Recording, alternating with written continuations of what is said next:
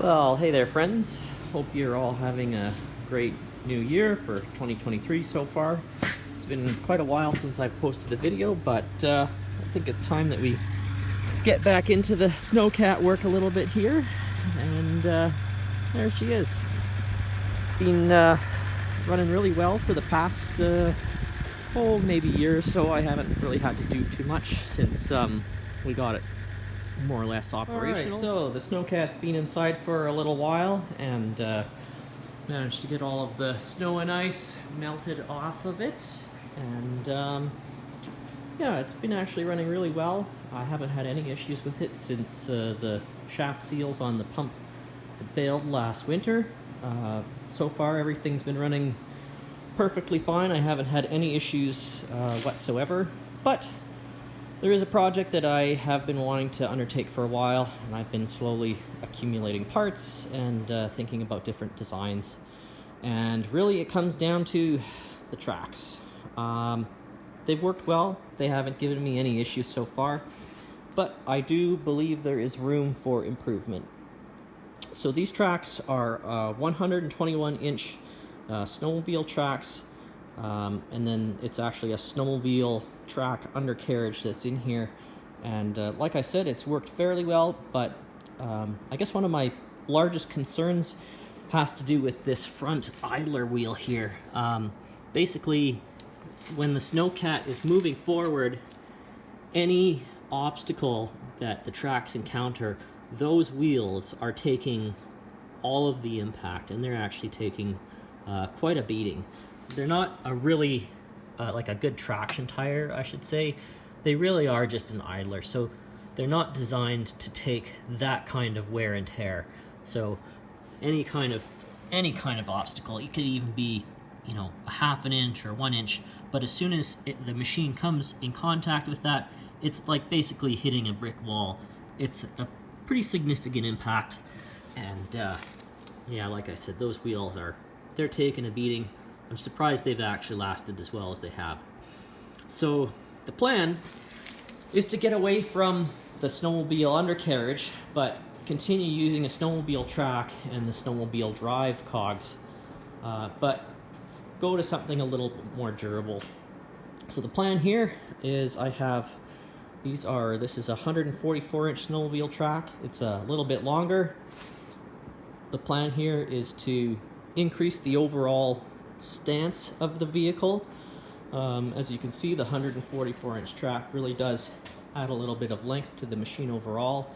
I think it's still well within the appropriate footprint for the machine, which is always something to consider.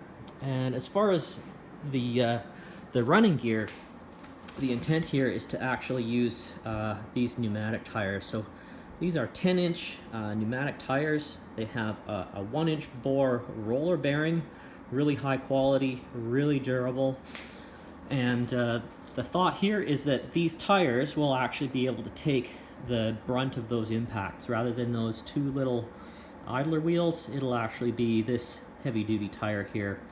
And then there will be 1, 2, these are just here temporarily. They're not actually going to be used, but there will be 4 of these 10 inches.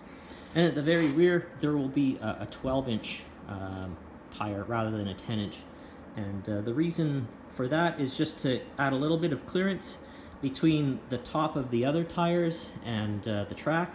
It also kind of visually balances out the machine, because the intent is to try and preserve as much of this kind of profile as possible. So the drive cog for the snowmobile track is up here. The first tire will actually be moved just a little bit forward, but will continue to maintain this rake at the front, which is really good for climbing piles of snow and climbing hills and getting over obstacles. It's actually quite advantageous for this kind of machine, so definitely want to try and keep that. But the 3 center wheels, they're just going to be there as idlers. So here's a mock-up of what I'm planning to do for the undercarriage inside the new tracks. It's basically going to consist of 2 1x4 square tubes, rectangular tubes. There will be 4 10-inch pneumatic tires in the front, and then in the back there will be a 12-inch one. Overall, that's the plan. When it comes to the tensioner in the back, I'm going to drill two 1-inch holes and then slot in between them. And then the idea is that this 1-inch axle can actually fit into that slot, and then this threaded rod here with a coupling nut will actually be the tensioner. And to be able to stop that axle from running amok inside of that slot, I'm going to use a little bit of this flat bar, and I'm going to create a little carrier that will actually fit into the slot and also hold the 1-inch axle bar in place. And so basically this threaded rod will push against that little carrier, and the carrier will just slide in that slot there. So that's the plan overall. Now when it comes to getting the actual end-to-end length of the undercarriage figured out, it's going to be a little bit of a challenge. So I'll probably end up removing the existing undercarriage and track from the Snowcat, and I'll do a little bit more of a precise mock-up. So I'll get the new track into place, and once I've got that slotted at the back there, I can kind of get everything lined up and determine exactly where this front tire needs to land, and kind of place the tensioner so that you know, it's going to maximize the throw of that slot that I'm making there. And then once we've got that figured out, it'll be full on into production. Basically create some little like bars that'll hold the two pieces of tubing parallel, drill out the 4 holes for the axles for the tires, get everything mounted, and it should be pretty easy going. Something that I've been working on today is trying to figure out how to keep the tires and the tracks centered on each other. Now the tracks, they do have these drive lugs on the inside, but they're not enough to actually keep the tires centered on the track. So what I did, I came up with a little plan here. This is a piece of 2-inch by 2-inch angle. It's 1/8 of an inch thick. I just bent a little relief here at the top, and the idea is that these little cleats will actually get riveted through the track from the outside to the inside with a steel broadhead blind rivet. And basically these, in every gap along here, will create the tabs that will keep the track aligned on the tires and keep it running smoothly.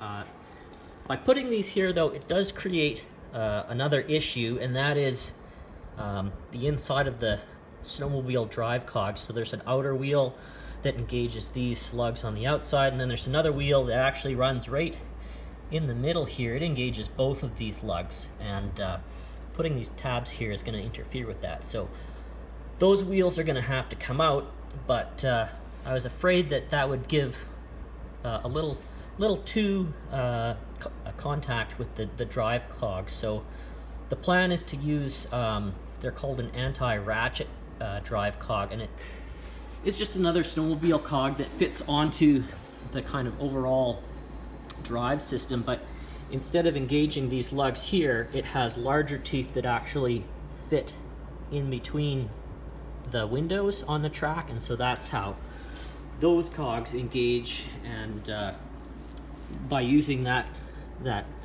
anti-ratchet cog along with these outer ones, I think we'll be in really good shape for making sure that the track system doesn't slip or skip.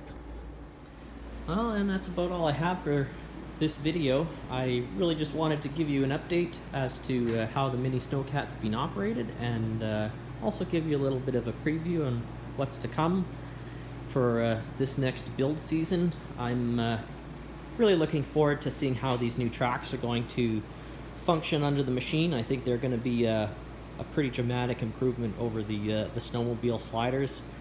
I think having the pneumatic tire up front there is going to really help absorb a lot of the impact when moving forward, and should also make for a little bit smoother ride.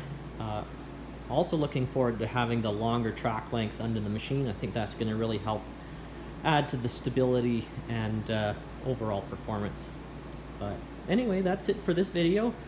Really glad you were able to check it out, and I'm looking forward to getting more videos out to you right away. So take care. Bye for now.